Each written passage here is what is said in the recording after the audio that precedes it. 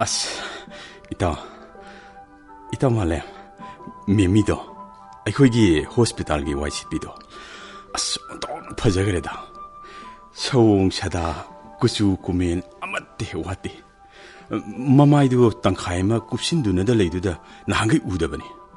ngasi mamai taringeda haira urubadaidi ai pungau khreda pungningse pothabam khangdre ha kari heba as kari noi taw nongle sairing la waring la mangla taibangla amuk ta ta khidriba ma doctor gi chindagi pareng sairang magi saireng gum ha lagle dana doctor gi su yening thase khara thinglapna asimani ai gi pungningse pumlang langrita 나한게디 람비 락버기 우푼 사드나버니 하드나 마마이도 땅카이마 굽신두나 라가 호스피탈기 타북 슈퍼기 마이쿰 고쿰도 신도가 와이시 깨더버도 실람마가 아듬 삭기 아이슈 토이네 칼루디 하이르뿌디 피밤지 파자그레다 아이네 칼리 오이 브르니 어이 동누고 와이시 삐두덩가우 실루노 미나 디능강나 기니 이마이비 문어서 수야야로 빠붕기 마이 숍나니고 운tuk분이도 고 있다 농체 그이누 있다 하시고 농시바 아빠마시부 다 마클마텐 냠 카이나브라네 그 카이나르디 그 샤이드나 까나나 카이도 카이진 떠우리노 아무것도 하고기네 이쇼 아씨 닥터 시딩아우리니 닥터 라이앵나 바 닥터 아마 티도 야드레다나 까람나부 와시피두다 농시 실로이노바 이따 아이슈 강디 감다우나 농시 실로이노 하이나버디 라이 Love making comes natural to you. Nungsinabase, nahasingdidi masana laksayadana. Akoijibu naharanita. Yes, unto panida. Doctor si pungau ngaure. Asimmanita. Ai pungau ngaure. Taung khangdre. Magi maithongdo hairaptani uhoba. Adaidi laying hidasu tumbasu sabasu magi saktamdani uriba. Sumaina amukta tawgidri tawaiji. 이따 마두기 또 아이여보 숭엉함도 이마이비 먹어 빠bun거나 와토거니 헐 파리니 일어나이 따래더라 아이디 아닝마세 봉독두나 이행돼 야드래 야비라까다 야비로 오이드라 수강드래 사인 미마기디 미시 와라 모샤 랑떡나그래다 파래 이따 이따오는 모두 여러디 마시기 와리세 아이디 여러로 아토포 와리 독시 아토파 아테이카리 타북 라이게다 아이 집 민지나로 우나르도디 라이 오 파레 여우로 있다 아테이 와리디 라이트레 아이슈 차크라게 하이 햄마 샤오리로 히 샷크리니 히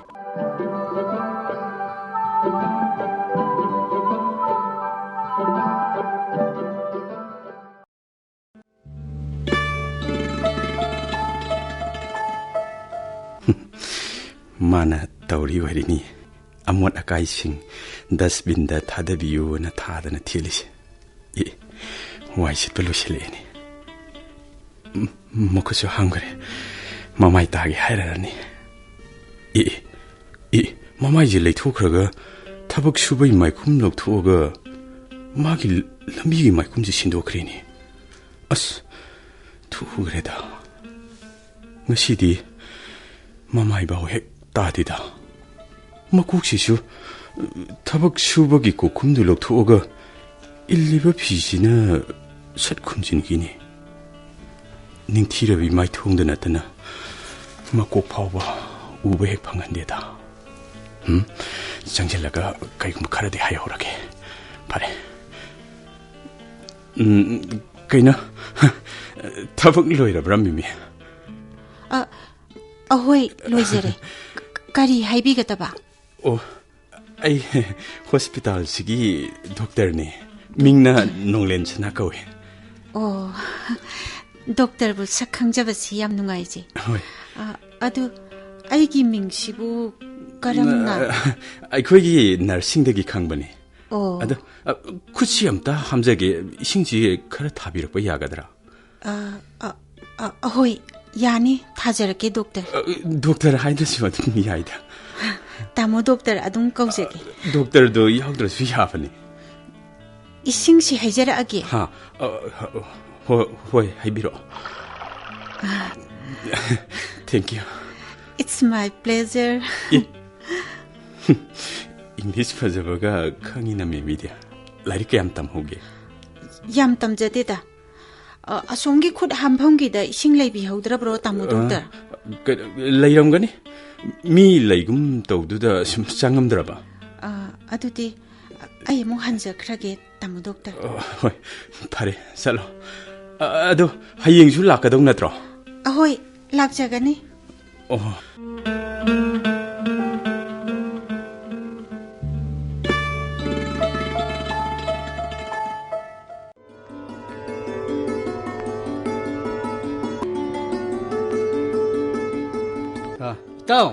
이따오 농렌 사나 그다이 전화크라잖아 아무것도 레이트라니 독터 레이트로 Kanano?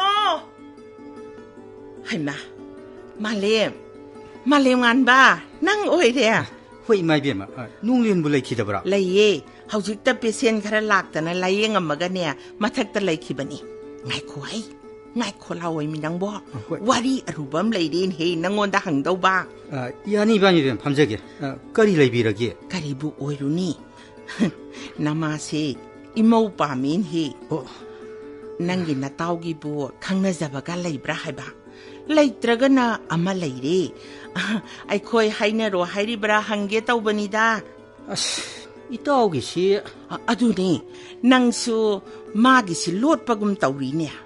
Ay su hairap tabam di lay sumbra yengsi. Hayuni, karigi lotoy no ba. Nangi marupsu, migi wari saringay dadi zara tamasatli. Masagi yaurak padana ne heta panba. 와팜시 이마이베마 아이망네 하이저버세 누가이다도 떠져버니 이마이베마나 따비르베시나 마코이 호스피탈다 우아이시비두기 오이비라브라 Aduni ay natari suwa. Nang babung tara di lanzaw mo oidoy ni ne. Nang babung daga hayula unuko. hui 마이베 Ay masada su hangdri. Nangonda giya siyang ba mahangge na kanbay tawbanida.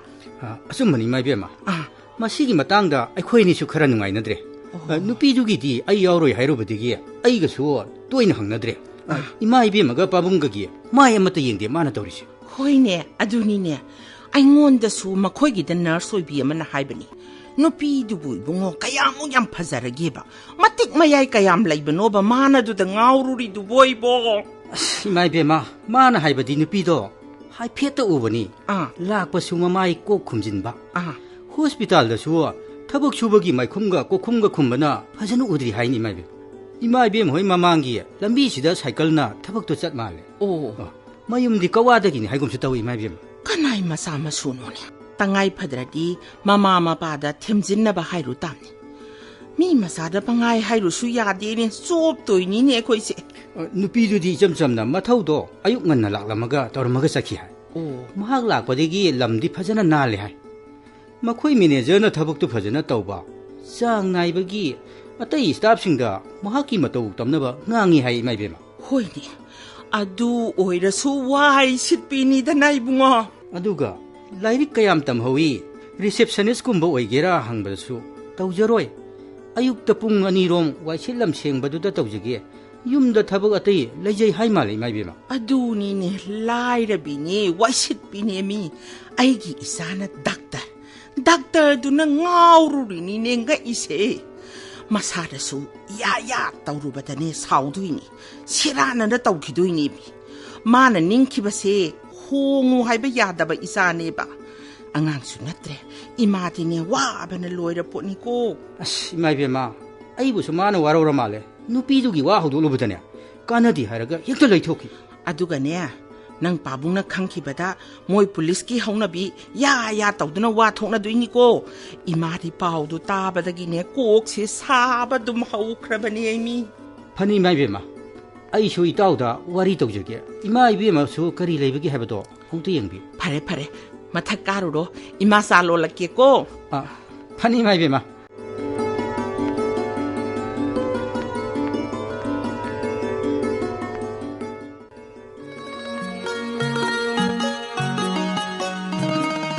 이마 lae kari leirage 이따우 타닐 람브레 이마 마기 루홍베 타바 아마 잡민나루세나 하이런 말인가 adudi ne ꯃꯤꯅ ꯂꯥꯛꯄ ꯉꯥꯏꯔꯣꯏꯗꯧꯅꯤ ꯅꯪꯅ ꯍꯥꯟꯅ ꯆꯠꯂꯨꯗꯧꯅꯤ ꯑꯗꯨꯒꯅꯦ ꯀꯔꯤ ꯀꯔꯤ ꯇꯧꯗꯧꯕ ꯂꯩꯒꯦꯗꯅ ꯍꯪꯉꯨꯗꯧꯅꯤ ꯈꯨꯜꯍꯪꯂꯝꯃꯅꯤꯅꯦ ꯑꯗꯨ ꯑꯣꯏꯔꯗꯤ ꯅꯪꯒꯤꯗꯁꯨ ꯃꯤꯅ ꯍꯌꯦꯡ ꯃꯇꯦꯡ ꯑꯣꯏꯔꯛꯀꯗꯧꯔꯤꯕꯅꯤꯗꯣ ꯍꯣꯏ ꯏꯃꯥ ꯑꯗꯣ ꯑꯩ ꯐꯤ ꯍꯣꯡꯗꯣꯛꯑꯒ ꯆꯠꯂꯨꯔꯒꯦ ꯍꯧꯖꯤꯛ ꯃꯇꯝꯒꯤ ꯂꯨꯍꯣꯡꯕꯅꯦꯅ ꯇꯧꯔꯤꯁꯤꯗꯤ ꯑꯩ ꯇꯟꯃꯨ ꯇꯜꯂꯦꯗ ꯏꯃꯥ ꯀꯔꯤꯒꯤ ꯀꯔꯤꯅꯣꯅꯦ ꯅꯪꯅ ꯍꯥꯏꯔꯤꯗꯨꯕꯣ ꯂꯨꯍꯣꯡꯕꯕꯨ ꯇꯟꯕ ꯌꯥꯕ꯭ꯔꯅꯦ ꯄꯨꯟꯁꯤꯒꯤ ꯌꯥꯝꯅ ꯃꯔꯨꯑꯣꯏꯕ ꯊꯧꯗꯣꯛꯅꯤ ꯅꯤꯡꯊꯤꯖꯅ ꯄꯥꯡꯊꯣꯛꯇꯕ ꯌꯥꯗꯕꯅꯤꯀꯣ ꯑꯩꯈꯣꯏ ꯂꯝꯗꯝꯁꯤꯗ ꯂꯨꯍꯣꯡꯕꯗ ꯇꯧꯔꯤꯕ ꯏꯔꯥꯡ ꯃꯌꯥꯝꯁꯤꯗ ꯇꯟꯕꯅꯤꯗ ꯏꯃꯥ ꯃꯇꯝ ꯑꯃꯗ ꯏꯄꯥ ꯏꯄꯨꯁꯤꯡꯅ ꯆꯠꯅꯔꯝꯕ ꯐꯖꯈ꯭ꯔꯕ ꯂꯨꯍꯣꯡꯕ ꯍꯥꯏꯔꯤꯕꯁꯤꯒꯤ ꯋꯥꯍꯟꯊꯣꯛꯁꯤꯡꯁꯦ ꯏꯌꯥꯎ ꯌꯥꯎꯅꯗꯕꯗꯧꯅ ꯇꯧꯔꯦꯗ ꯑꯩꯈꯣꯏꯒꯤ ꯑꯣꯖꯥ ꯑꯃꯅꯗꯤ ꯃꯤꯇꯩꯒꯤ ꯂꯨꯍꯣꯡꯕ ꯍꯥꯏꯔꯤꯁꯤ ꯂꯨ ꯍꯥꯏꯕꯗꯤ ꯀꯣꯛꯀꯤ ꯑꯣꯏꯕ ꯍꯣꯡꯕ ꯍꯥꯏꯕꯗꯤ ꯑꯍꯣꯡꯕ ꯂꯥꯛꯄꯗꯨꯅꯤꯅ ꯍꯥꯏꯕꯤꯌꯦ ꯆꯨꯝꯕ꯭ꯔꯥ ꯏꯃꯥ ꯆꯨꯝꯃꯦ ꯃꯇꯝ ꯑꯃꯗ ꯅꯨꯄꯤ ꯑꯃꯕꯨ ꯂꯩꯁꯥꯕꯤ ꯍꯥꯏꯕꯗꯤ ꯂꯨꯍꯣꯡꯗ꯭ꯔꯤꯕꯤꯅꯤ ꯈꯪꯅꯅꯕꯅꯦ ꯁꯥꯏꯒꯁꯦ ꯀꯣꯏꯅ ꯀꯛꯅꯔꯝꯃꯤꯅꯤ ꯂꯨꯃꯥꯡꯁꯤꯗ ꯑꯗꯨꯗꯩꯗꯤ ꯂꯨꯍꯣꯡꯕ ꯅꯨꯃꯤꯠꯇꯒꯤꯗꯤ ꯃꯁꯝꯗꯣ ꯍꯥꯏꯒꯠꯂꯒ ꯃꯧꯒꯤ ꯁꯤꯡꯗ ꯆꯜꯂꯕꯤ ꯍꯥꯏꯗꯅ ꯍꯥꯏꯅꯔꯝꯃꯤꯅꯤ ꯃꯁꯦ ꯂꯨ ꯍꯥꯏꯕꯗꯤ ꯀꯣꯛꯀꯤ ꯑꯣꯏꯕ ꯑꯍꯣꯡꯕ ꯂꯥꯛꯄꯗꯣ ꯃꯄꯥꯟ ꯊꯣꯡꯗ ꯎꯔꯤꯕ ꯁꯛꯇꯝꯁꯤꯅꯦꯃꯤ ꯑꯗꯨꯒꯅꯦ ꯅꯨꯡꯒꯤ ꯑꯣꯏꯕ ꯑꯍꯣꯡꯕꯗꯤꯅꯦ ꯅꯨꯄꯤ ꯑꯗꯨꯅ ꯍꯦꯛ ꯂꯨꯍꯣꯡꯕ ꯅꯨꯃꯤꯠꯇꯒꯤ ꯃꯥꯒꯤ ꯄꯨꯛꯅꯤꯡ ꯋꯥꯈꯜꯁꯨ ꯍꯥꯟꯅ ꯂꯩꯁꯥꯔꯤꯉꯩꯗ ꯈꯜꯂꯝꯕꯗꯣ ꯌꯥꯔꯛꯇ꯭ꯔꯕꯅꯤꯗꯣ ꯃꯔꯅꯥꯏꯒꯤ ꯃꯇꯣꯝꯇꯒꯤ ꯈꯟꯕ ꯌꯥꯔꯛꯇ꯭ꯔꯦ ꯃꯄꯨꯔꯣꯏꯕꯒꯤꯁꯨ ꯈꯜꯂꯛꯇꯕ ꯌꯥꯗ꯭ꯔꯦꯗꯣ ꯑꯗꯨꯒ ꯑꯅꯧꯕ ꯏꯃꯨꯡ ꯑꯗꯨꯗ ꯂꯩꯔꯝꯂꯤꯕ ꯃꯤꯄꯨꯝ ꯈꯨꯗꯤꯡꯗꯨꯒ ꯂꯩꯃꯤꯟꯅꯕ ꯍꯩꯅꯅꯕ ꯁꯤꯟꯖꯕ ꯑꯃꯁꯨ ꯆꯪꯉꯛꯑꯕꯅꯤꯅꯦ ꯃꯁꯤ ꯉꯝꯗ꯭ꯔꯕꯗꯤꯅꯦ ꯃꯍꯥꯛꯀꯤ ꯌꯨꯝ ꯄꯥꯟꯕꯗꯣ ꯃꯥꯏꯊꯤꯕ ꯍꯥꯏꯕꯗꯨ ꯑꯣꯏꯗꯧꯔꯤꯅꯤ ꯌꯥꯝꯅ ꯁꯤꯡꯕ ꯃꯊꯧ ꯇꯥꯏ ꯅꯨꯄꯤ ꯍꯥꯏꯕ ꯖꯥꯠꯁꯦ ꯅꯨꯄꯥꯒꯤꯁꯨ ꯑꯗꯨ ꯃꯉꯥꯏ ꯍꯥꯟꯅ ꯄꯥꯈꯪ ꯑꯣꯏꯔꯤꯉꯩꯒꯤ ꯋꯥꯈꯟꯗꯣ ꯑꯍꯣꯡꯕ ꯑꯃ ꯆꯪꯂꯤꯕꯅꯤꯅꯦ ꯏꯕꯨꯡꯉꯣ ꯄꯨꯛꯅꯤꯡ ꯋꯥꯈꯜꯗ ꯑꯍꯣꯡꯕ ꯂꯥꯛꯄꯗꯨꯅꯤꯅꯦ ꯂꯨꯍꯣꯡꯕ ꯍꯥꯏꯔꯤꯁꯦ ꯅꯣꯡꯃ ꯅꯣꯡꯃꯒꯤ ꯂꯝꯆꯠ ꯃꯥꯡꯁꯤꯜꯂꯛꯇꯅ ꯌꯨꯝ ꯄꯥꯜꯂꯤ ꯈꯪꯗꯦ ꯄꯥꯟꯗꯤ ꯈꯪꯗꯦ ꯔꯦꯁꯇꯨꯔꯦꯟꯗ ꯑꯗꯨ ꯇꯧꯔꯝꯃꯦ ꯑꯗꯥ ꯇꯧꯔꯝꯃꯦ ꯃꯌꯥꯝꯁꯤꯅ ꯏꯃꯥ ꯑꯩꯗꯤ ꯌꯨꯝ ꯄꯥꯟꯗꯕ ꯇꯜꯂꯦꯗ ꯑꯃꯔꯣꯝꯗ ꯃꯤ ꯀꯌꯥꯝꯅꯅꯦ ꯁꯦꯟ ꯌꯥꯝꯅ ꯆꯥꯗꯤꯡ ꯇꯧꯗꯅ ꯑꯎꯟꯄꯣꯠꯀꯤ ꯂꯝꯖꯦꯟ ꯇꯥꯟꯅꯕꯗꯧꯅ ꯇꯧꯅꯔꯛꯄ ꯃꯤꯔꯝꯒꯤ ꯗꯥꯎꯔꯤꯒꯤ ꯆꯠꯅꯕꯤꯒꯤ ꯃꯑꯣꯡꯗ ꯂꯥꯛꯏꯕ ꯃꯁꯤꯅ ꯂꯩꯇ ꯂꯥꯏꯔ ꯀꯌꯥꯗꯤ ꯑꯩꯅ ꯌꯨꯝ ꯀꯩ ꯄꯥꯟꯒꯗꯕ ꯐꯥꯎ ꯇꯟꯅꯔꯝꯃꯅꯤꯗ ꯍꯣꯏꯅꯦ ꯍꯣꯏꯅꯦ ꯀꯥ ꯍꯦꯟꯅ ꯑꯎꯟꯄꯣꯠ ꯎꯟꯕꯒꯤ ꯆꯠꯅꯕꯤꯁꯦ ꯇꯧꯅꯗꯕꯗꯤ ꯐꯔꯕꯅꯤ ꯑꯗꯨꯕꯨ ꯀꯔꯝꯗꯤ ꯇꯧꯔꯨꯅꯤ ꯑꯔꯩꯕꯅ ꯑꯔꯩꯕꯒꯤ ꯂꯩꯇꯕꯅ ꯂꯩꯇꯕꯒꯤ ꯃꯥꯒꯤ ꯉꯝꯖꯕꯤꯗꯨꯗ ꯇꯧꯗꯨꯅ ꯂꯨꯍꯣꯡꯗꯕꯗꯤ ꯌꯥꯗꯕꯅꯤꯀꯣ ꯑꯗꯨꯕꯨ ꯏꯃꯥ ꯍꯧꯖꯤꯛꯄꯨ ꯀꯗꯣꯝꯗꯒꯤ ꯅꯨꯡꯁꯤꯅꯣ ꯀꯦꯛ ꯀꯛꯄꯤꯑꯅ ꯀꯟꯅ ꯑꯃꯨꯛ ꯇꯧꯅꯔꯛꯏꯁꯤꯕꯨ ꯇꯧꯔꯛꯑꯦ ꯃꯤꯒꯤ ꯃꯇꯧ ꯇꯝꯕꯁꯦ ꯀꯟꯒꯗ ꯑꯩꯈꯣꯏ ꯂꯝꯗꯝꯁꯦ ꯏꯃꯥ ꯑꯩꯗꯤ ꯍꯣꯡꯗꯅ ꯍꯣꯡꯉꯗꯤ ꯃꯄꯥꯟꯗ ꯌꯥꯝ ꯇꯧꯅꯍꯧꯕ ꯁꯟ ꯒꯥꯔꯤꯗ ꯂꯨꯍꯣꯡꯕ ꯆꯠꯄꯗꯣ ꯃꯗꯨ ꯑꯗꯨꯝ ꯄꯥꯝꯃꯤ ꯀꯥꯔ ꯄꯔꯦꯡ ꯄꯔꯦꯡ ꯆꯠꯄꯒꯤ ꯃꯍꯨꯠꯇꯅꯦ ꯁꯟ ꯒꯥꯔꯤ ꯄꯔꯦꯡ ꯄꯔꯦꯡꯗ ꯂꯨꯍꯣꯡꯕ ꯆꯠꯄꯗꯣ ꯄꯥꯝꯃꯤ ꯏꯃꯥꯏꯗꯤ ꯑꯗꯨꯃꯥꯏꯅ ꯇꯧꯔꯗꯤ ꯑꯩꯈꯣꯏꯒꯤ ꯂꯧꯃꯤꯁꯤꯡꯁꯤꯁꯨ ꯁꯟ ꯒꯥꯔꯤ ꯁꯥꯟꯕꯒꯤ ꯁꯦꯜ ꯈꯔꯗ ꯑꯣꯏꯔꯁꯨ ꯐꯪꯖꯍꯧꯅꯤꯗꯅ ꯑꯗꯨꯕꯨꯗꯤ ꯃꯥꯒꯤ ꯈꯨꯗꯣꯡꯆꯥꯕ ꯌꯦꯡꯗꯨꯅ ꯄꯥꯡꯊꯣꯛꯅꯕ ꯉꯥꯛꯇꯅꯤꯗ ꯃꯥꯂꯦꯝ ꯉꯥꯟꯕꯒꯤꯅ ꯀꯔꯝꯕ ꯃꯇꯝꯗ ꯍꯣꯡꯒꯅꯤ ꯍꯥꯏ ꯃꯥꯒꯤꯗꯨꯗꯤ ꯏꯃꯥ ꯅꯨꯄꯤꯗꯨꯒꯤ ꯔꯤꯁꯔꯁ ꯇꯧꯕꯗꯨ ꯂꯣꯏꯁꯤꯟꯕ ꯉꯥꯏꯔꯤ ꯃꯥꯜꯂꯦꯗ ꯀꯨꯏꯔꯔꯣꯏꯅ ꯍꯥꯏ ꯑꯩꯁꯨ ꯏꯃꯧ ꯀꯥꯏꯗꯣ ꯎꯅꯤꯡꯉꯕꯅꯤꯀꯣ ꯅꯪꯒꯤꯅ ꯀꯔꯝ ꯇꯧꯁꯤ ꯍꯥꯏꯕ ꯑꯩꯈꯣꯏ ꯏꯃꯥꯒꯤ ꯍꯧꯅꯕꯤ ꯇꯧꯔꯛꯑꯗꯧꯅꯤ ꯑꯩꯈꯣꯏ ꯅꯅꯥꯎꯗꯣ ꯍꯟꯗꯛ ꯃꯁꯇꯔ ꯂꯣꯏꯔꯝꯅꯤꯅꯅꯦ ꯀꯧꯊꯣꯛꯑꯒ ꯍꯣꯡꯕꯤꯔꯁꯤ ꯌꯥꯔꯣꯏ ꯀꯅꯥꯅꯕꯨ ꯃꯌꯥꯝꯕꯗꯒꯤ ꯃꯅꯥꯎꯅ ꯍꯥꯟꯅ ꯃꯌꯨꯝ ꯄꯥꯟꯅꯒꯦꯅꯦ ꯃꯤ ꯑꯉꯥꯡꯗꯤ UPSCꯒꯤ ꯑꯦꯛꯖꯥꯝ ꯊꯥꯈꯤꯅꯤ ꯍꯥꯏꯕꯅꯤ ꯃꯌꯥꯝꯕꯅ ꯍꯥꯟꯅ ꯌꯨꯝ ꯄꯥꯟꯕ ꯃꯊꯪꯗ ꯃꯅꯥꯎ ꯉꯥꯎꯁꯤꯟꯅꯅꯨꯀꯣ ꯍꯧꯖꯤꯛ ꯃꯇꯝꯁꯤꯗꯗꯤ ꯃꯗꯨꯒ ꯂꯩꯇ꯭ꯔꯕꯅꯤꯗ ꯏꯃꯥ ꯃꯌꯥꯝꯕꯗꯒꯤ ꯀ꯭ꯂꯥꯁ ꯀꯥꯟꯕ ꯃꯅꯥꯎ ꯌꯥꯝ ꯂꯩꯔꯝꯅꯤ ꯃꯥꯒꯤꯗꯤ ꯌꯥꯝ ꯐꯗꯧꯕ ꯅꯃꯧ ꯅꯨꯄꯤ ꯑꯃꯁꯨ ꯂꯩꯔꯦ ꯍꯥꯏꯕꯅꯤ ꯀꯥꯟꯗꯤ ꯏꯃꯥ ꯑꯩ ꯊꯥꯅꯤꯜ ꯍꯣꯏꯔꯣꯝꯗ ꯑꯝꯇ ꯆꯠꯂꯨꯈꯤꯒꯦ ꯑꯩ ꯆꯠꯂꯦ ꯏꯃꯥ ꯃꯥꯒꯤ ꯍꯦꯛ ꯌꯧꯔꯛꯑꯗꯤ ꯊꯤꯗ ꯃꯁꯤꯗꯤ ꯆꯠꯂꯨꯔꯣ ꯑꯩꯁꯨ ꯀ꯭ꯂꯥꯁ ꯆꯠꯇꯣꯏꯅꯤꯅꯦ ꯇꯧꯔꯤꯁꯦ ꯃꯃꯥ ꯅꯨꯡꯁꯤꯕꯤ ꯗꯥꯔꯂꯤꯡ ꯀꯥꯏꯗ ꯂꯩꯒꯦ ꯂꯩꯌꯦ ꯏꯪꯈꯣꯜ ꯏꯁꯤꯡ ꯆꯥꯏꯔꯤꯌꯦ ꯉꯁꯤꯗꯤ ꯈꯔ ꯊꯦꯡꯉꯛꯏꯅ ꯉꯁꯤꯗꯤ ꯂꯥꯟ ꯇꯝꯕ ꯆꯠꯂꯔꯣꯏꯗꯕꯅꯤꯅ ꯌꯥꯏꯁ꯭ꯀꯨꯜꯗꯒꯤ ꯃꯥꯝꯇꯣꯟ ꯍꯣꯏꯗꯒꯤ ꯂꯩ ꯆꯥꯔ ꯍꯥꯏꯗꯣ ꯂꯧꯔꯛꯄꯅꯤ ꯆꯥꯛꯁꯨ ꯂꯣꯏꯔꯝꯗꯅ ꯈꯔ ꯆꯥꯊꯣꯔꯛꯑꯦ ꯐꯔꯦ ꯅꯪ ꯃꯥꯝꯇꯣꯟ ꯍꯣꯏꯗꯤ ꯑꯅꯥ ꯑꯌꯦꯛ ꯌꯥꯎꯍꯧꯗꯦꯗꯅ ꯌꯥꯎꯍꯧꯗꯦ ꯑꯁ ꯃꯃꯥ 이네돈세 미꺼우 미럼나 파제리바 비자 비탁나 파리바 얌농시 아두가네 마마 ꯃꯣꯏꯒꯤ ꯏꯃꯨꯡꯒꯤ ꯑꯁꯣꯏꯕ ꯑꯃꯗꯤ ꯂꯩꯔꯦ ꯃꯃꯥꯒꯤꯗꯤ ꯅꯧꯄꯥꯒꯤ ꯏꯃꯨꯡꯅꯤꯅ ꯅꯨꯡꯉꯥꯏꯔꯣꯏꯗ꯭ꯔꯥ ꯀꯔꯤꯅꯣ ꯅꯪꯅ ꯅꯨꯡꯉꯥꯏꯇꯦ ꯍꯥꯏꯗꯨꯕꯨ ꯅꯪ ꯃꯥꯝꯇꯣꯟꯁꯨ ꯅꯅꯦꯇꯣꯟꯁꯨ ꯏꯆꯝ ꯆꯝꯖꯕꯗꯥꯏꯅꯦ ꯃꯕꯨꯛ ꯐꯕꯒꯤꯗꯤ ꯌꯥꯝ ꯅꯨꯡꯁꯤꯗ ꯃꯆꯥꯁꯤꯡꯁꯨ ꯂꯣꯏ ꯅꯨꯡꯁꯤ ꯑꯗꯨ ꯅꯪꯅ ꯅꯨꯡꯉꯥꯏꯇ꯭ꯔꯤꯕꯨ ꯀꯔꯤꯅꯣꯕ ꯃꯣꯏꯅ ꯆꯥꯔꯤ ꯊꯛꯏꯕ ꯃꯑꯣꯡꯗꯨꯅꯤꯗ ꯑꯣ ꯉꯥ ꯊꯣꯡꯕꯗꯨꯕꯨ ꯇꯦꯡꯀꯣꯠ ꯑꯊꯟꯕ ꯑꯃꯃꯝ ꯑꯗꯨꯒ ꯕꯣꯔꯥ ꯑꯃꯁꯨ ꯍꯧꯔꯤꯅꯦ ꯁꯤ ꯉꯥꯁꯨ ꯕꯣꯔꯥꯁꯨ ꯄ꯭ꯔꯣꯇꯤꯟ ꯉꯥꯛꯇꯅꯤ ꯒꯥꯏꯁꯦ ꯑꯃꯠꯇ ꯈꯪꯗ ꯃꯥꯜꯂꯦꯕ ꯑꯁ ꯏꯟꯁꯥꯡꯗꯣ ꯊꯥꯎꯅ ꯌꯥꯝꯅ ꯉꯧꯔꯤꯕ ꯆꯥꯛꯅ ꯌꯥꯝ ꯆꯥꯔꯤꯕ ꯃꯅꯥ ꯃꯁꯤꯡꯅ ꯈꯖꯤꯛ ꯈꯛ ꯊꯣꯡꯉꯦ ꯌꯥꯝ ꯆꯥꯟꯅꯗꯦꯌꯦ ꯃꯅꯥ ꯃꯁꯤꯡꯗꯤ ꯑꯁ ꯃꯗꯨꯁꯨꯅꯦ ꯃꯍꯤꯅ ꯂꯥꯡꯉꯤꯕ ꯃꯅꯥ ꯃꯁꯤꯡꯁꯤꯡꯗꯨꯕꯨ ꯕꯔ ꯄꯠꯈꯩ ꯊꯣꯡꯉꯦꯕ ꯀꯥꯟꯅꯕ ꯂꯣꯏꯅ ꯃꯥꯡꯍꯜꯂꯒ ꯆꯥꯔꯦ ꯍꯩ ꯔꯥꯁꯨ ꯀꯌా ꯆꯥꯟꯅꯗꯦ ꯄꯥꯝꯅꯗꯦ ꯍꯥꯏ ꯑꯗꯨꯕꯨꯗꯤ ꯆꯨꯝꯃꯤ ꯑꯩꯅꯁꯨ ꯉꯥꯡꯉꯤꯝꯅꯤ ꯃꯗꯨꯅ ꯅꯅꯦꯁꯨ ꯃꯥꯃꯁꯨ ꯂꯣꯏ ꯅꯣꯏꯔꯤꯗꯨꯅꯤ ꯍꯣꯏ ꯈꯔ ꯂꯩꯔꯗꯤ BP ꯅꯥꯔꯦ ꯗꯥꯏꯕꯦꯇꯤꯁ ꯂꯩꯔꯦ ꯍꯥꯏꯔꯛꯑꯗꯣꯏꯅꯤ ꯃꯆꯥꯁꯤꯡꯁꯨ ꯂꯣꯏꯅ ꯍꯦꯟ ꯅꯣꯏ ꯇꯧꯔꯤꯕ ꯑꯗꯨꯒꯅꯦ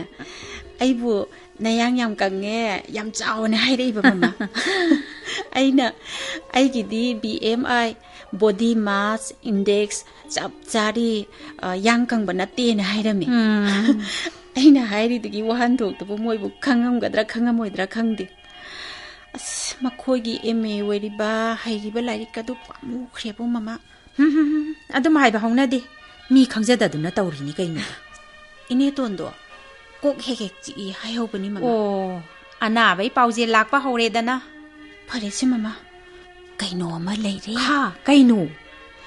ꯀꯩꯅꯣꯝ ꯂꯩꯔꯤ ꯍꯥꯏꯗꯨꯕꯨ ꯃꯃꯥ ꯈꯣꯏꯃꯨ ꯑꯃꯃꯨꯛ ꯉꯔꯪ ꯉꯪꯕ ꯍꯧꯔꯛꯏ ꯑꯃꯒꯤ ꯂꯣꯏꯁꯤꯟꯅꯈꯤꯕ ꯀꯨꯏꯗ꯭ꯔꯤ ꯑꯃꯃꯨꯛ ꯉꯪꯁꯤꯜꯂꯛꯏ ꯇꯟꯈ꯭ꯔꯦ ꯑꯩꯗꯤ ꯅꯍꯥꯟ ꯅꯣꯡꯃꯈꯛ ꯑꯩꯅ ꯍꯣꯁꯄꯤꯇꯥꯜꯒꯤ ꯊꯕꯛ ꯁꯨꯕꯒꯤ ꯐꯤꯖꯣꯟꯗꯨ ꯍꯣꯡꯗꯣꯛꯑꯒ ꯂꯝꯕꯤ ꯆꯠꯄꯒꯤ ꯃꯥꯏ ꯈꯨꯝꯖꯤꯟꯗ꯭ꯔꯤꯉꯩꯗ ꯃꯥꯏ ꯍꯥꯏꯔꯞ ꯇꯥꯔꯨꯔꯦ ꯀꯨꯏꯕ ꯅꯠꯇꯦ ꯗꯣꯛꯇꯔ ꯅꯍꯥ ꯑꯃ ꯍꯥꯏꯔꯞ ꯎꯈꯤꯕ ꯃꯥꯜꯂꯦ ꯐꯠ ꯍꯥꯏꯖꯤꯜꯂꯛꯑꯒ ꯉꯪꯕ ꯑꯗꯨꯝ ꯍꯧꯔꯛꯈ꯭ꯔꯦ ꯃꯇꯨꯡꯗꯒꯤꯗꯤꯅꯦ ꯃꯥꯏꯒꯁꯤ ꯑꯩ ꯌꯨꯝ ꯌꯧꯔꯛꯑꯒ ꯑꯣꯏꯅ ꯇꯥꯖꯔꯕꯅꯤ ꯑꯗꯨꯅꯤ ꯌꯦꯡꯉꯣꯏ ꯑꯩꯅ ꯍꯣꯇꯦꯜꯗ ꯕꯣꯔꯥ ꯀꯥꯡꯍꯧ ꯆꯥ ꯁꯦꯝꯕꯗ ꯃꯥꯏ ꯈꯨꯝꯃꯤꯁꯤꯁꯨꯅꯦ ꯃꯤꯅ ꯆꯥꯕ ꯊꯛꯄꯅꯤꯅ ꯆꯤꯟ ꯈꯨꯝꯗ ꯅꯨꯡꯉꯥꯏꯇꯦ ꯍꯥꯏꯕꯩ ꯋꯥꯅꯤ ꯃꯥꯏ ꯍꯦꯛ ꯍꯥꯡꯂꯒ ꯐꯝꯂꯨꯕꯗ ꯀꯅꯥꯒꯤ ꯍꯅꯨ ꯍꯅꯥ ꯐꯥꯎꯕꯗ ꯆꯥ ꯊꯛꯄ ꯕꯣꯔꯥ ꯆꯥꯕ ꯍꯦꯟꯖꯜꯂꯛꯏꯝꯅꯤ ꯅꯨꯄꯥꯁꯤꯡꯁꯦ ꯃꯑꯣꯡ ꯑꯃꯅꯤ ꯑꯗꯨ ꯃꯃꯥ ꯀꯃꯥꯏꯅ ꯇꯧꯗꯣꯏꯅꯣ ꯊꯕꯛꯇꯨ ꯇꯣꯛꯊꯣꯛꯄꯁꯨ ꯅꯨꯡꯉꯥꯏꯇꯦ ꯑꯩꯒꯤꯁꯨ ꯌꯥꯝ ꯀꯥꯟꯅꯔꯤ ꯐꯖꯅ ꯍꯥꯏꯌꯨ ꯏꯆꯥꯁꯤꯗꯤ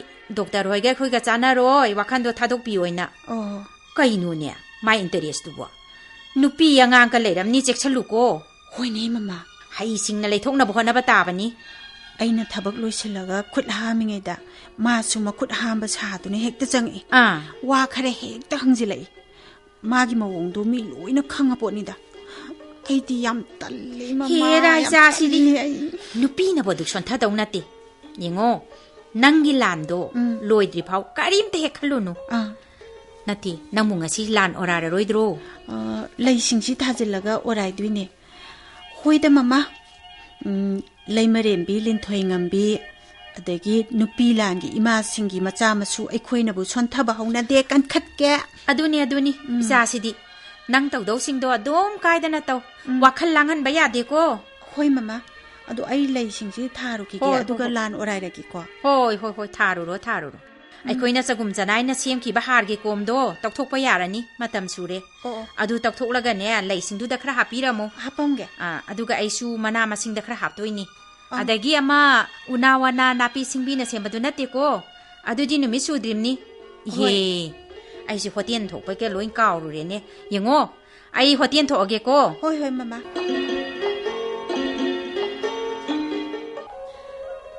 ꯀꯅꯥ ꯂꯩꯒꯦ ꯍꯣꯇꯦꯜꯁꯤꯕꯨ ꯃꯤ ꯂꯩꯕ꯭ꯔꯣ ꯀꯅꯥ ꯑꯣꯏꯔꯝꯅꯣ ꯂꯩꯖꯩꯌꯦ ꯀꯩ ꯂꯧꯕꯤꯗꯣꯏꯅꯣ ꯆꯥ ꯊꯛꯄꯤꯗꯣꯏꯔോ ꯅꯠꯇꯦ ꯄꯣꯠ ꯂꯧꯗꯧ ꯅꯠꯇꯦ ꯋꯥ ꯑꯝꯇ ꯍꯪꯖꯒꯦ ꯇꯧꯕꯅꯦ ꯌꯥꯅꯤ ꯊꯣꯛꯆꯔꯛꯀꯦ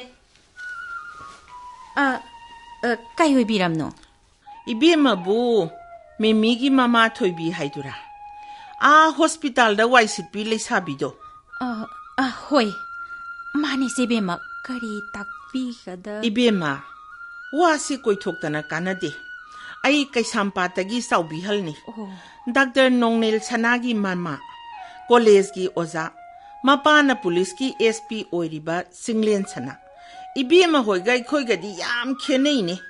Ibema Nasida Hotel Masasin Hingba. Nas Anupile Sabiduna Migi Waisit Pi. Yam Kenai Sibema. I couldn't hinjari sidi.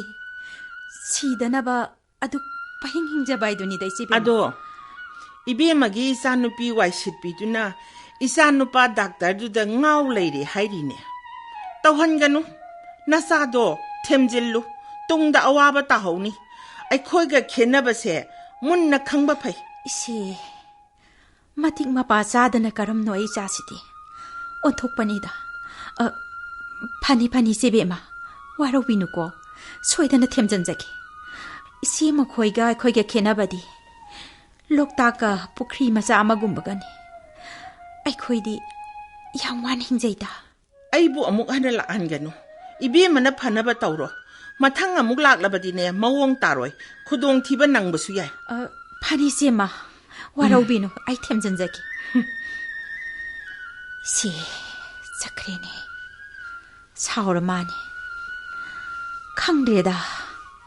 I sana bungauri bra. My masana bungauri bra. I sadi. Oi dabadi kaya ngang dabanida.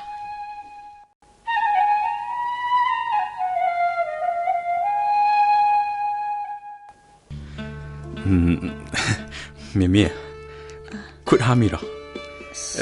Tabuk lawyer, bro.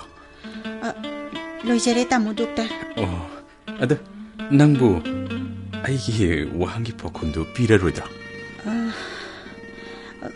Tamo Doctor. Wadi Warobinu. Inamalay Bidribro. Mimi. Natraga Kanagumbi Matik Chabi Amadi Soidana Labiram Ganida. Adu Natraga Su Tamo Doctor Hegi Imundi Awang Batakini. I Koiga Zanaruda. I Koidi Yamna Lairana Hinjabani. Hingbagilan Pamda, my Tidabini.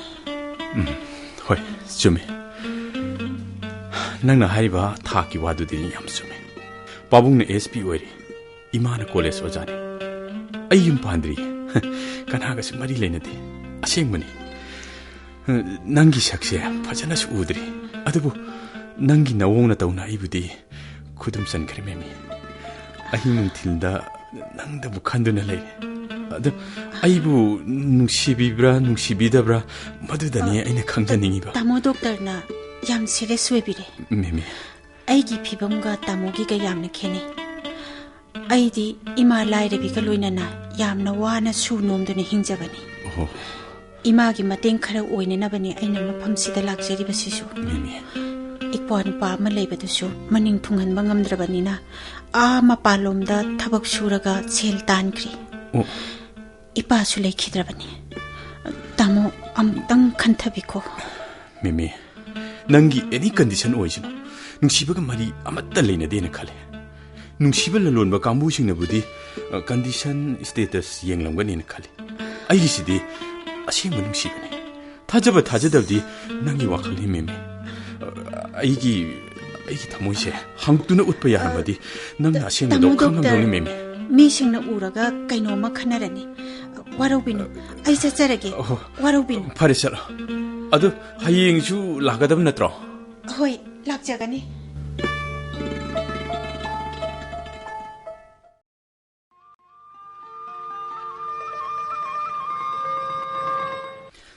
Oh, you're Eden Mimi.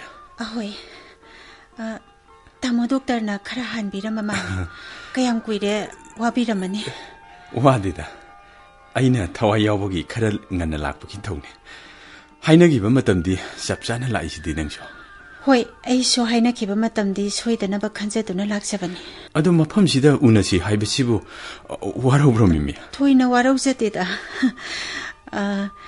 Hospital da Tamo Doctor na inak de hek Jangbirak tuna, Warito Birakpato.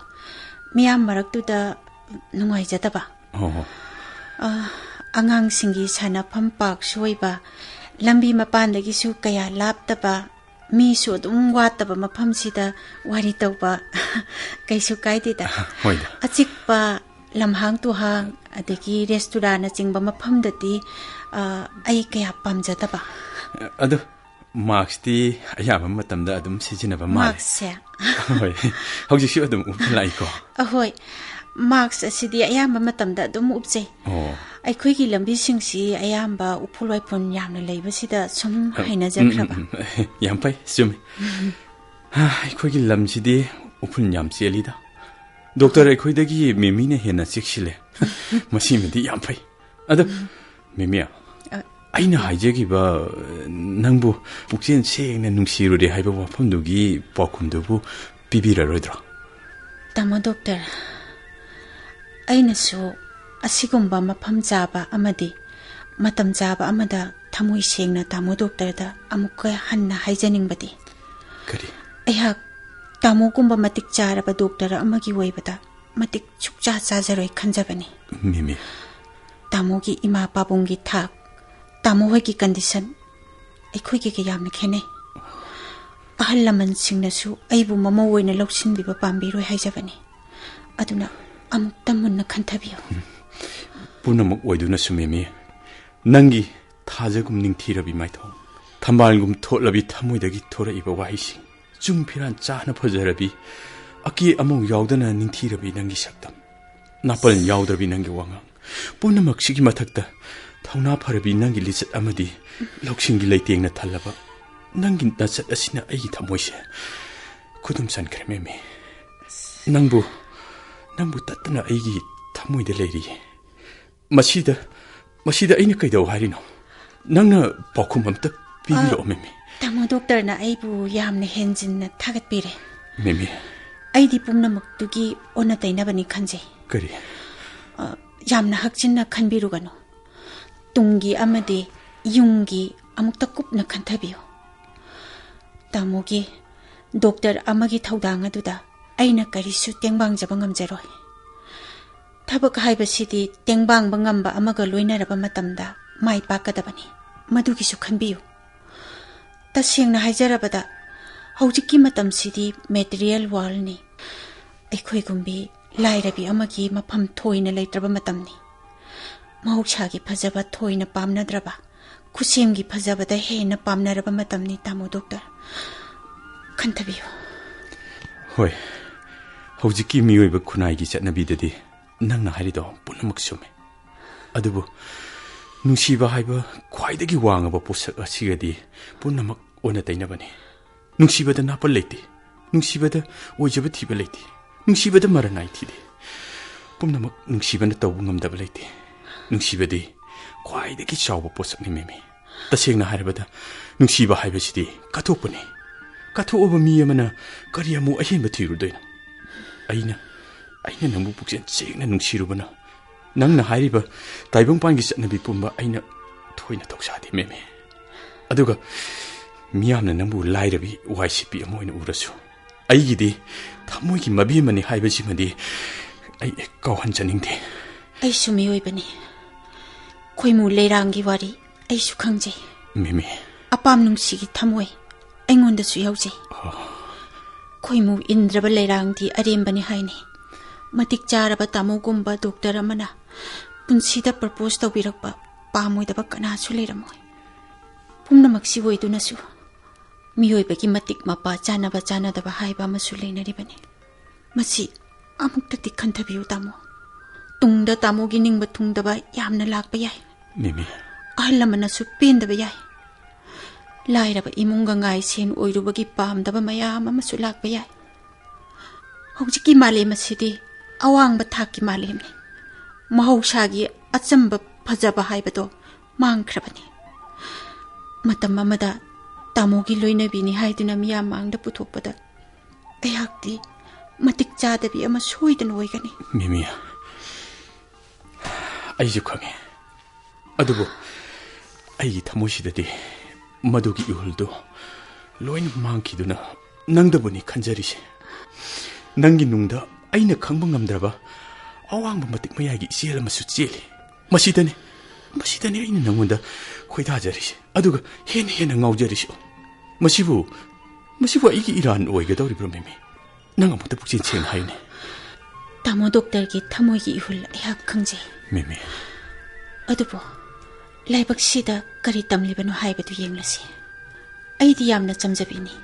Punsi haibasi thabakni. Suba nomba haibasina punsigi maruiba thawdangni. Madugi mahidi masana lakjagadabani haina khanjai. Tamogi aningba pambagi mayokta haijabati nachade.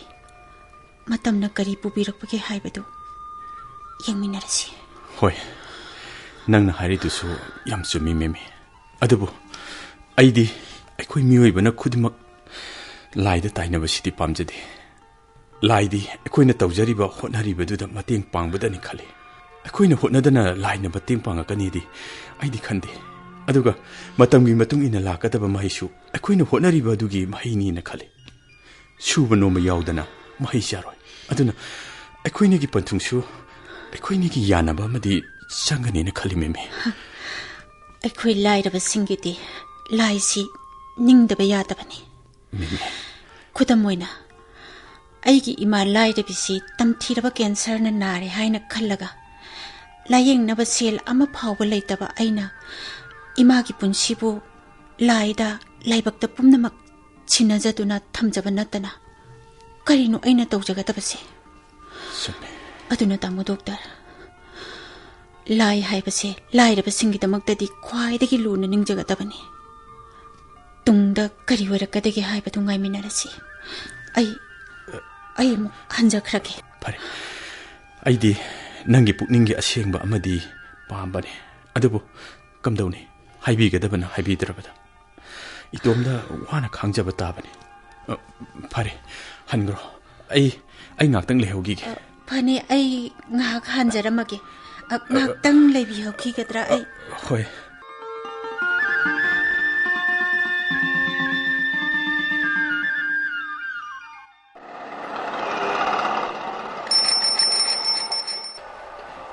Ma, Bimau.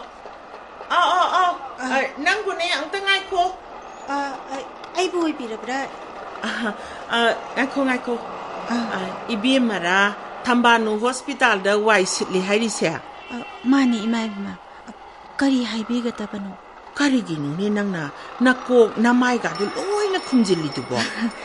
Upul wai pansida nungaijada na tawjabani. Hai ngay ko. Swai se am langi. Kitang sangsinsi nangonda ima wam ta hange tawbani.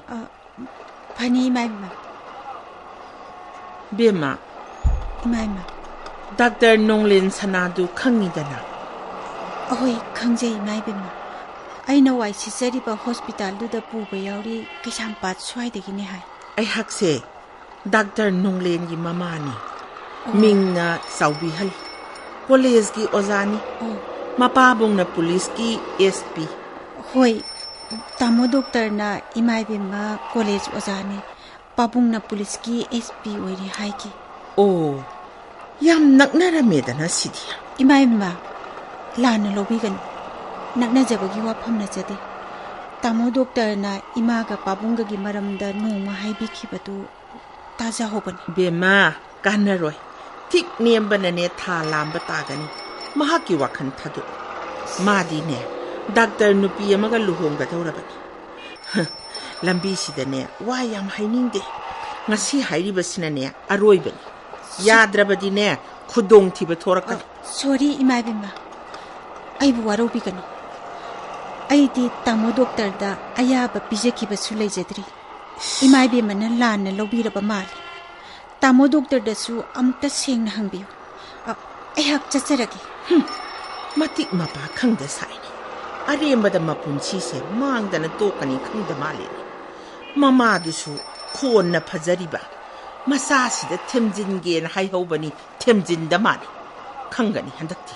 Lam helabadi ne Saubihal aina kaidauge haibado ma khanghange.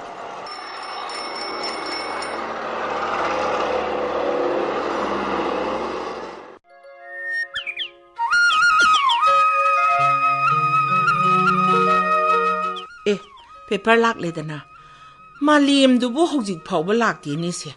Moi da haiba wa sidine. Paper sida yauriba photo sibu. Mem thoibi hari male. Phajakhre dawn thokna. 시ꯒumba matanga imawoizaradi phadaunemi ai khoi ki di wai sitpi amada ngaudana leireni la abra khara thengene nangbo oi mai be ma imana ba ma nganta lakshin na khara thingdo khre phare ngasidine mapam ma khangna tawradamni mama da su satana hairure kanadre temjinge haihobani themda themadausi mangai lairabido khon ga din nauradana matik natana aphaba maya ga su pamine madia kari no khoina khali dubo imai be mana chatuna hairo phauda kari mata thausadri dubo masada su haikre thausadre mahausa dauna dum tauri hai moi nurse tu na haibata thabak tu satluranu haidorimi ko khoina haidoise hospital dagi phangba paisa to pirage yadre dana phudha dawni imaga sapminari badina ne nari leyuko ki thikkirum tawnu hui imai be ma ai su imai be magi tung injagani ngasi di makhoi do para ma tambirasi khoi doctor du ka dai sakhiba ngasai na hospital sakre haujik se thawai kan na yawkre ngasi di mama masadu chaupi hal iti khanghan ke hai khara thuna sasi ai halaga college satuini phani mai be ma chalasi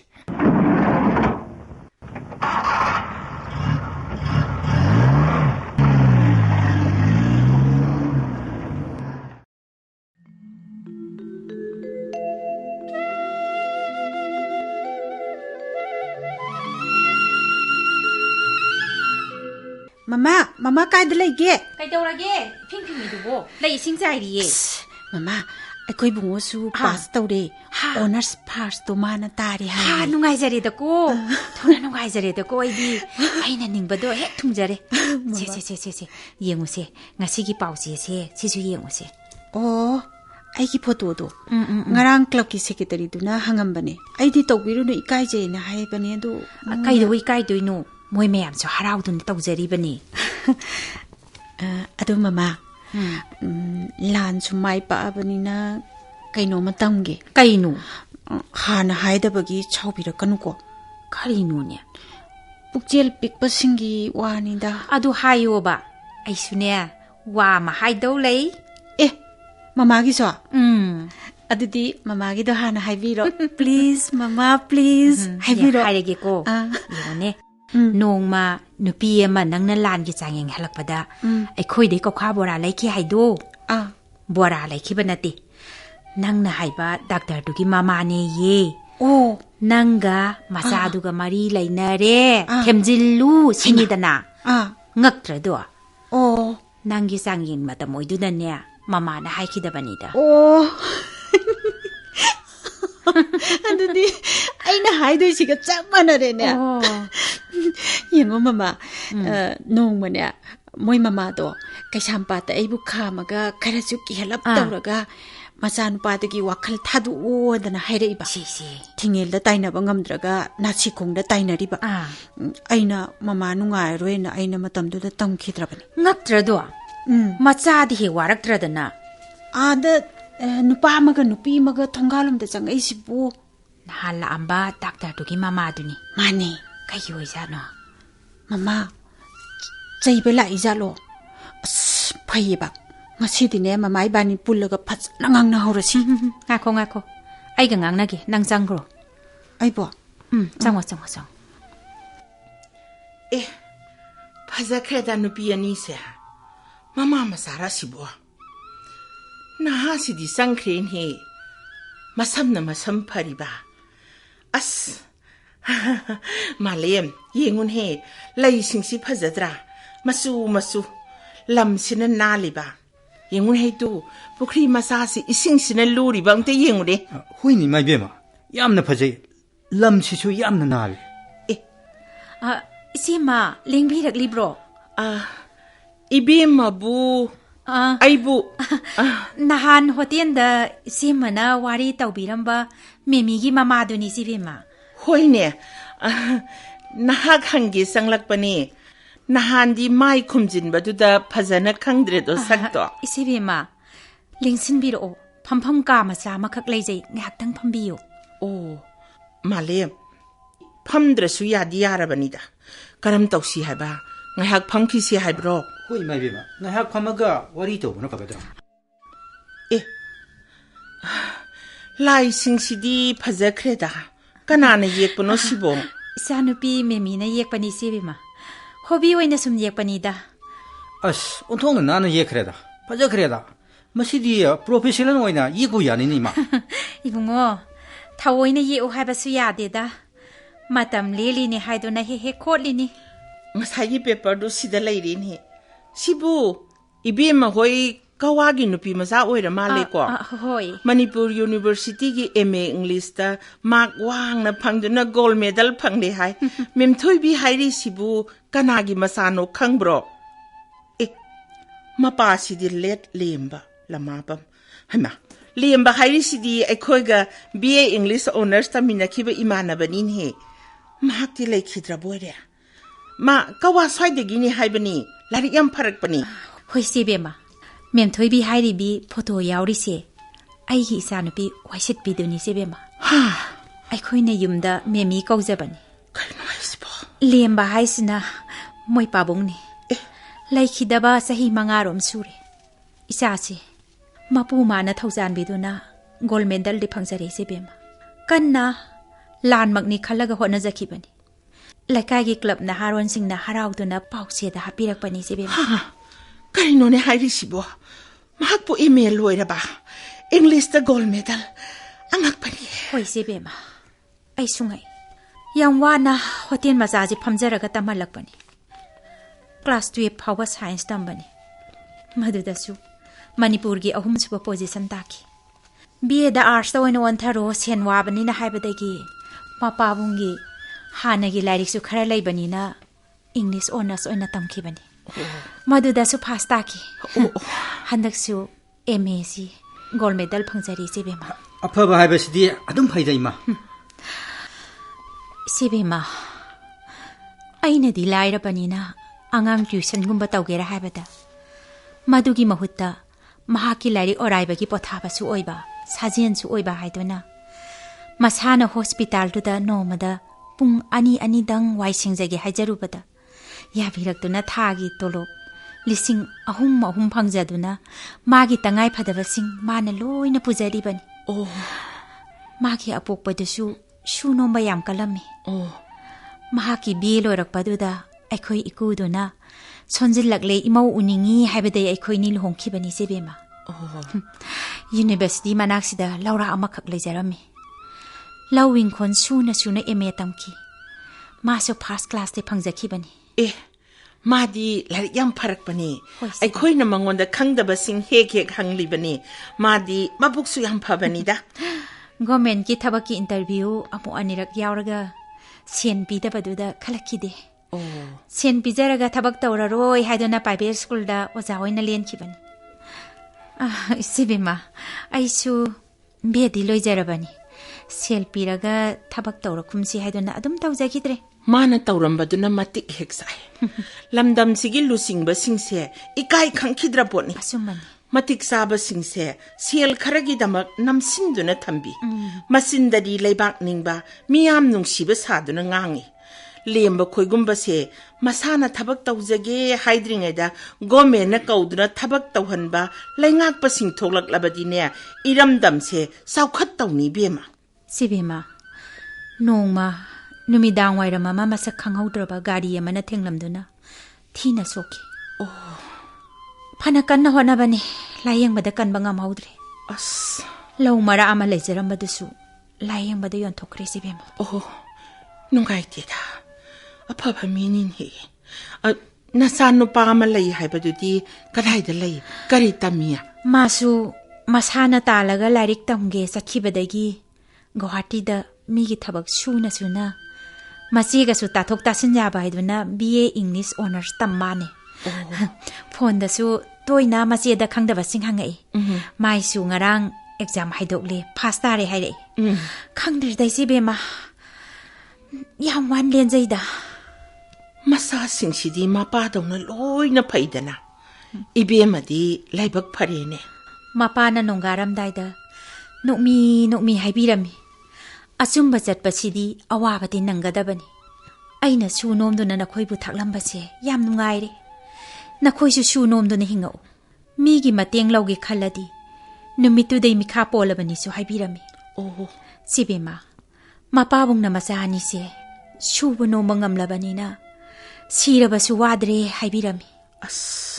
mapabungna leiringeda aikhoi punna lau inkon sui aiga isa singana mapabunggi wahi singdu ngasi su ngaksari sibema ngasi phawbadi migi mateng laujadri sibema amukta changjarake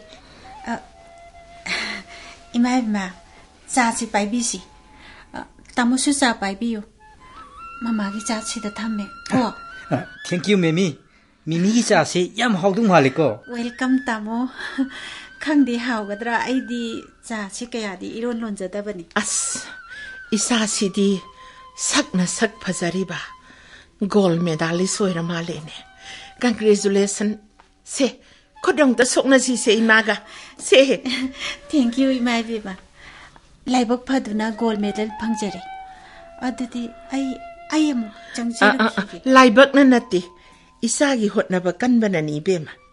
Pare pare. Sango sango. Inaw bema. Wari sibu Imai bema, wari shibu. malem. Ima khangi. Inaw bema. Nasi na wakal tienduna napan na hien kibana inawga isai bema ga gi maphamda mai thire he ai. Kongreng manungda mukta yawi haibase nasi na kaururin he. Isa nupana yamna pamzabaduda nasai bema se mabu imau oizarage haibabu ibema na kari haibidoino.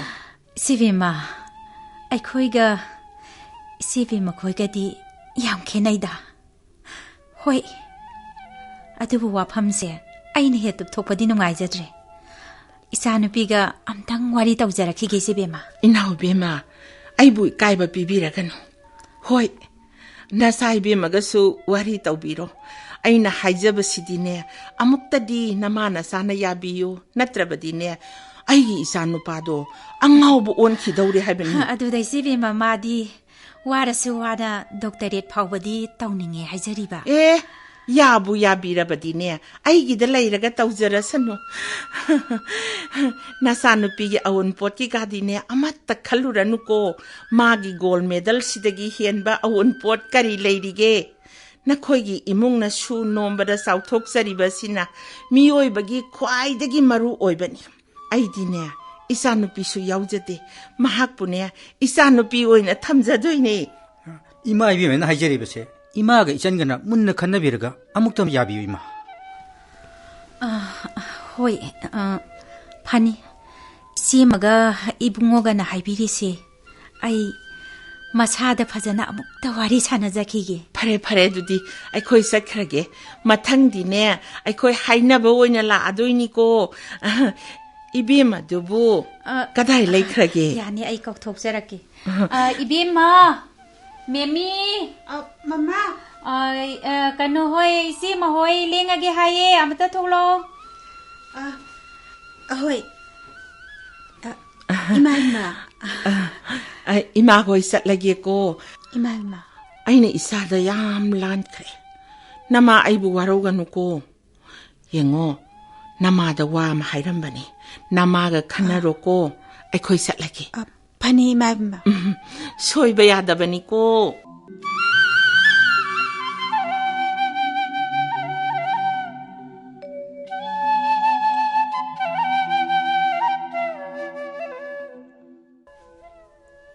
Bunga. Ibunga. Nonglen. Ima. Tari branang bo. Hoi, tare ima. Amta kumao. Kari hagi ima. Laun hei nangbo. Nangbo. Dr. Lin Thoi do hairurabo. Hairuri ima. Masana zu yare. Madi khara thuna luhong babu pahamena hayawi. Asmai awun potu di hairap yam dawri ima. Kuya male langsin ba. Aiju sak khangnaba daidi sathina nungsire do ima. YCP du di kana deda. Laira bidu mawong kaya taroi de ima. Ontok na ninga ma oidorida. Kaino iman sukthari dubo. harau harau doctor do hairuru haraga adu masana ju yare hojina am kaidoragi Karinone aina hojik tawdorisibo kaidoragi kaino imana yam wari dubo nasada amta de habiyo imagi mating pamunga madine pangjage ba se kaidoragi ba ima aina tawbana aina phangjabani ikaiba maithiba sunangba aina karino khangdana napan karubana soibani ne tawrisi kaino ne wai sit bidu ne ima da kari tawragi nasa leri imagi laman khunge aseng do amta haibiyo ima ngai khone masi angang sidi wai sit bido gold medalist ni hai gold medalist na kari kana doino da aina pamba dine doctor duni ima doctor do hai sanani hai nupi do na khoidi sian ne yom laga tamhalak pa na hai duna ne chi launa pass tawrak pa mi gi mama duna bora kang ho yo laga masana wai sit laga tamlak pa na ne gold medal phanga ibani na adubu magi gold medal duna kari kana doino ba sel pije da di thabak phangoi ni ima ai imaugi damakta dine sel bizarga thabak kamata tawhallu mapa na su yaram di hai mapa du su ne phakraba ai gi classmate oiramidna ai khoi gi su school lama lingkhat laga school pu handoi ne ma na semba angang soiba hongna de ho tawro iroi leidringai dane hawdong halo aina pamba dine ima thabak su tawrabi doctor duni YCP gold medalist tu natiye hai gold medalist natin hey masak ning thi zari ba sung phiran sari ba masam na phari ba singi ba awat pa mata leiten hey nang na ngauri du sumamen hey wangang na nungsiri ba thawgallo na phajari ba laire su soi ba hongna de shuba nomba dana sauthok sari ba aphabi mau matik sabi mama oidoine mama masama matik sabi ngagtani nupa su yaudana mating leina hingida kalakhreda nupi masado imau oi haudrabadi ai di mangja dauri nin hai ningam lakhidre da koi bo ima kashu babiru ranu ai ngasaina itaw malem dagi paw loin tajare ha doctor linthoido ai di kainta haidri ima nasana khanba namabu soiba hongna bro ima adubu wai sipidu nabu yabira kadra khangdre hey machi agang che hat lage ma na ingon de laknari oire haima yanadri barene haide sibo hai yaraktra basune makhong kondu na haija doini imana narakta satpa ketu gi leinam da ngau da ba mi leita banin hai apangbo